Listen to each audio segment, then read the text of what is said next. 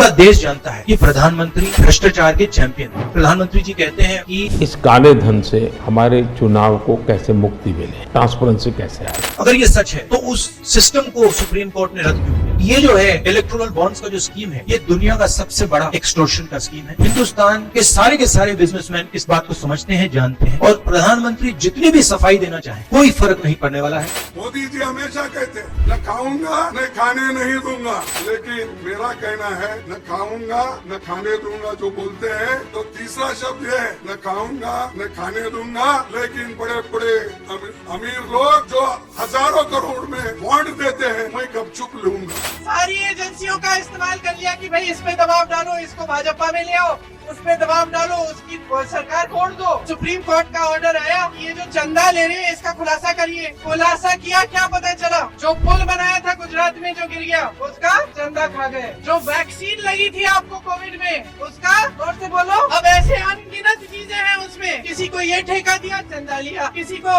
Agency डाल दी, उससे चंदा ले लिया कि भैया आप यहाँ हो गए, तुम एजेंसी तुम्हें छोड़ देगी। तो भ्रष्ट कौन है? 2014 का जो इनका मैनिफेस्टो था, उसका पेज नंबर 5 पे एक वादा किया था कि स्पेशल टास्क फोर्स बना के काला धन वापस लाएंगे। हुआ क्या? इलेक्टोरल बॉन्ड आता। तो रुपया काला सफेद नहीं होता, हमारा आपका लेन देन काला सफेद होता है। बीजेपी ने जनता से कहा कि रुपया काला सफेद होता है। आज बताओ भ्रष्टाचार कितना है, पहले से ज्यादा बढ़ गया, और इनके लोग पकड़े जा रहे हैं उसमें। क्या बीजेपी के पास इलेक्टोरल बॉन्ड का कोई जवाब है? कोई जवाब बीजेपी के पास नहीं।